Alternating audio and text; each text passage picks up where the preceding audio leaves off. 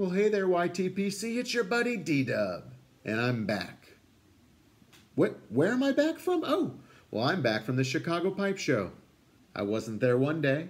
I wasn't there 2 days.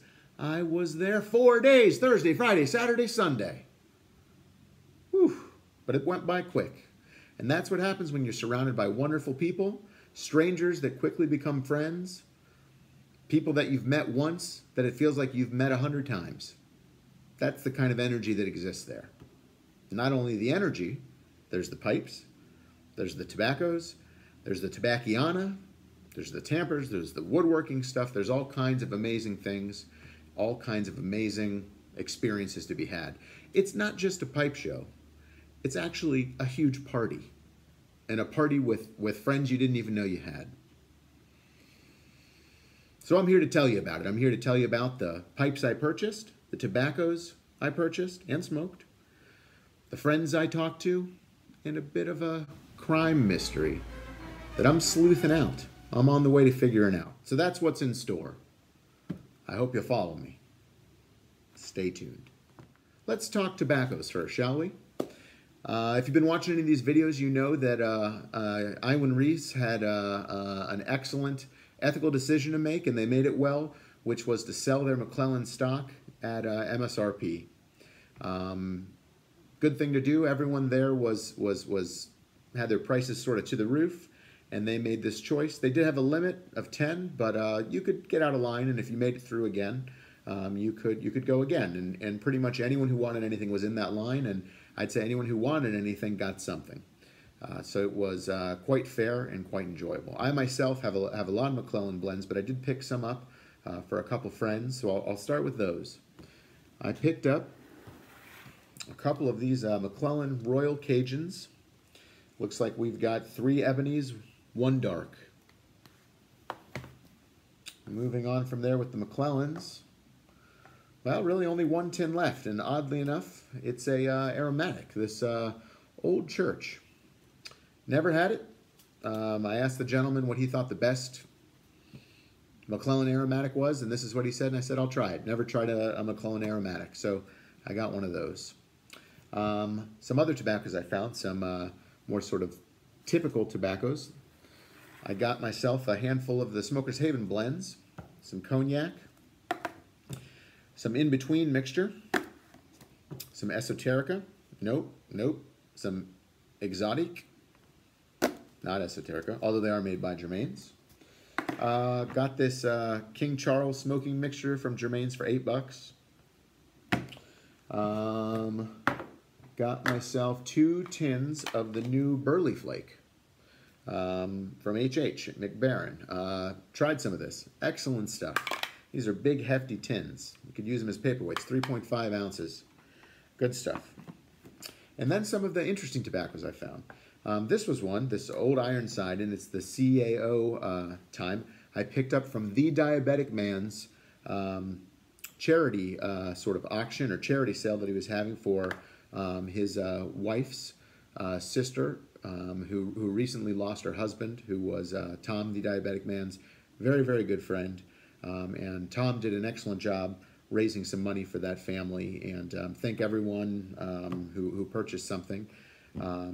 Because it was going to a very good cause. And, you know, who can complain, right? We're getting great tobaccos.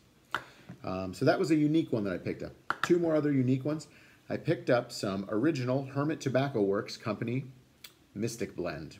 And this stuff has got to be, it doesn't have a date on it, but it's got to be probably around 2000 is my guess. Somewhere between 2000 and 2005, because they stopped making it directly and put it on to Cornell and Deal. If you watch some of my other videos, you might have seen that.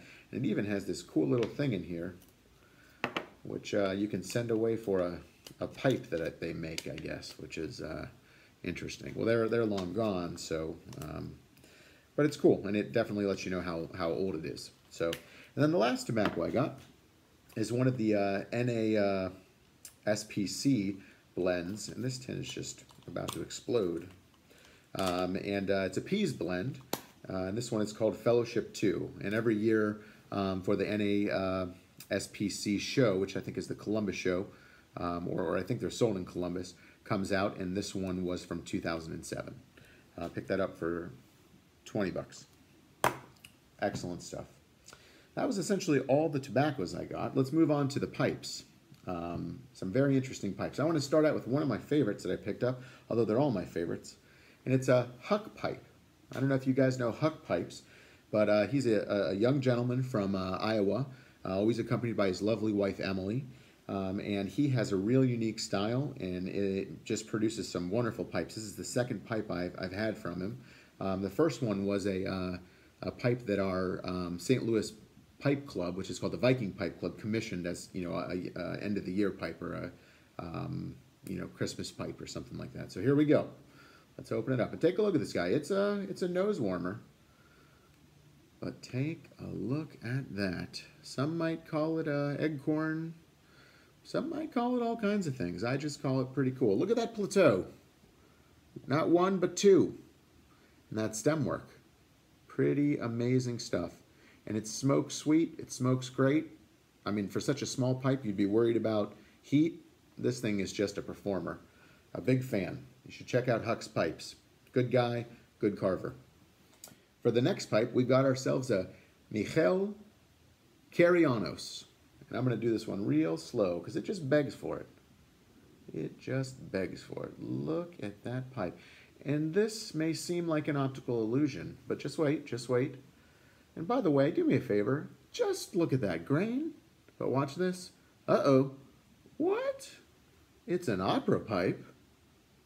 Or perhaps a squish tomato? No, let's call it an opera pipe, but just look at that grain. Beautiful. Beautiful pipe. Can't be beat. He's a gentleman out of Greece, and I spent a good deal of time talking with him and even had dinner with him, because that's what you can do at the Chicago Pipe Show. You can talk with your pipe maker, and then the next thing you know, you're out to dinner with them, eating Chicago-style pizza, spending hours with him, talking about his home life, his hometown, and his pipe carving inspirations. That's just what the magic is. Let's keep moving, shall we? I got myself a Smoker's Haven Buckeye pipe. Nicely done. This is sort of a hand-finished pipe that Premel at Smoker's Haven makes. They're relatively inexpensive, smoke great, and have a good look to them.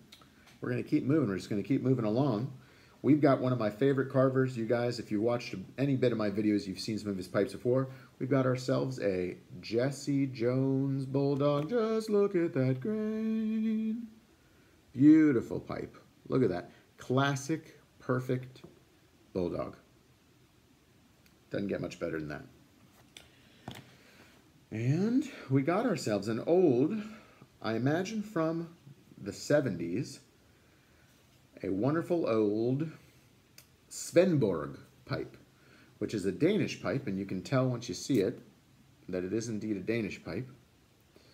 Beautifully gentle lines, wistful, like visual music, and it smokes great. And just look at the grain on that one, and if you know me, you know I like stem work. Can't be beat. Wonderful pipe. And that's a pipe that comes out of sort of a famous house, but it was one of the Danish conglomerates that broke apart, and they all trained under each other, and I don't really know the history all that well. But and then another pipe that I want to show you that I think you'll appreciate, which I also purchased from Thee Diabeticmans auction, is this wonderful Bulldog corncob from Missouri Meerschaum. They're in Washington, Missouri, if you didn't know. And this thing is awfully nice to look at, and I'm excited to put some tobacco through it eventually. All right, so I've told you about the pipes, I told you about the tobacco, I told you it was a party, and that really can't be underestimated. I spent time with pipe greats, carvers, titans of the industry in terms of smoking pipes, and blenders, and side by side, hanging out, laughing, drinking together. You got to get there. You got to get there. The hotel where it's in is this crazy labyrinth of fun, and everywhere you look, there's pipe smokers. Everywhere you look, you can walk right up to someone and strike up a conversation. It's great. And there's one last thing I want to tell you. I told you about the people. I told you about the pipes. I told you about the tobaccos. I told you about the fun. But did I tell you about the mystery, the sleuthing, the crime that was committed? This is no joke. I'm a joking guy, but this is no joke. Everything's probably a little jokey with me. But there was a crime that was committed at the Chicago Pipe Show. There was a gentleman, a pipe buyer, who went to the bank, got out his money, and the understanding is perhaps he was followed, robbed in the parking lot, right at the pipe show, essentially. They got away with cash, and they got away with 4 pipes. Now, I don't know if you guys know this, but my background, before doing what I do now, was in sleuthing. And so I went to the scene of the crime, and I found a little bit of evidence. Now, already the police had uncovered small little pool of what they identified later as Granger tobacco, a diabetic testing strip, 2 red hairs, and some black fiber that appeared from a shirt or maybe from a hat. But what they didn't see, that I found crumpled up in a ball, was this piece of evidence. Now, I don't know exactly what it means, but I have the feeling that it is the key to cracking this case. Wisconsin, Illinois, GAP. I see a dagger and a unicorn. Who knows what it could mean, but if you have any information, please alert the local authorities. But in all seriousness, that crime did occur, and I feel horrible for that person. They lost some pipes in the process. A very strange thing. I think a real anomaly. But that was the Chicago Pipe Show. Rubbing elbows with the greats, pipe makers, blenders, titans of industry, meeting new friends, getting acceptance immediately, running into fellow YouTube pipe presenters. Peace Pipeman, for one, excellent gentleman, and a handful of others. Tade Smoking Pipeliner, Tom the Diabetic Man, Northern Bohemian, the list goes on and on. The list goes on and on. Hung out with some people that used to make videos. They've moved on to bigger and better things. So I'll leave you with that. I just want to show you this evidence one more time, just in case you have any further information. Please contact the police, and hopefully we can get to the bottom of this. And thank you so much for sticking with me for this long video, and take care.